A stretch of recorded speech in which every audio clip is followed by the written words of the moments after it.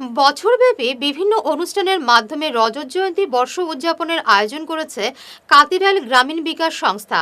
12 জানুয়ারি যুব দিবসে স্বামী বিবেকানন্দের প্রতি শ্রদ্ধাঞ্জলি জানিয়ে রজত জয়ন্তী বর্ষের সূচনা করবে সংস্থা। আজ কাঠিগড়ায় এক সাংবাদিক সম্মেলনে অনুষ্ঠানের বিস্তারিত তুলে ধরেন সংস্থার সভাপতি সুব্রত রঞ্জন ধর, সম্পাদক দীপন কুমার দাস, উপদেষ্টা অজয় কানু। কাতিরাইল গ্রামীণ বিকাশ সংস্থার 12 জানুয়ারি 2025 বছর পূর্ণ হয়। এই উপলক্ষে আমরা রজত জয়ন্তী উদযাপন উপলক্ষে কিছু কার্যসূচি হাতে নিয়েছি।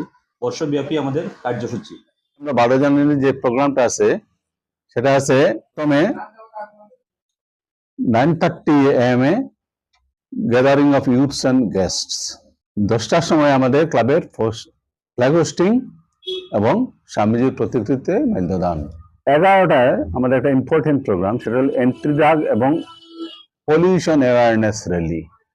1টার সময় বিকাল 1টা youth parliament, use of mobile phone, এটাকে ব্লেসিং অর কার্ডস।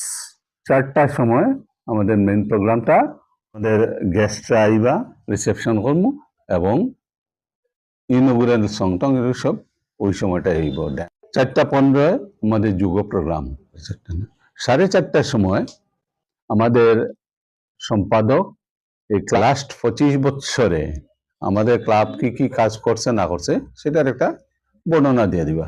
4:40-এ বিবেকানন্দের লাইফ এবং টিচিং সম্বন্ধে আলোচনা।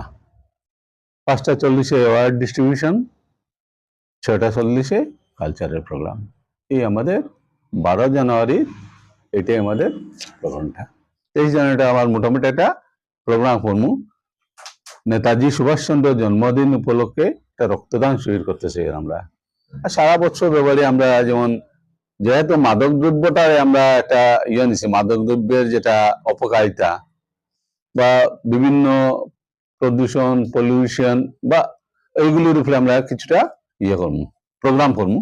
মোটামুটি 24 মাসে 2টা, 12 মাসে 24টা প্রোগ্রাম করবো, অ্যাওয়ারনেস প্রোগ্রামের মতো সমস্ত বছর বেরিয়া।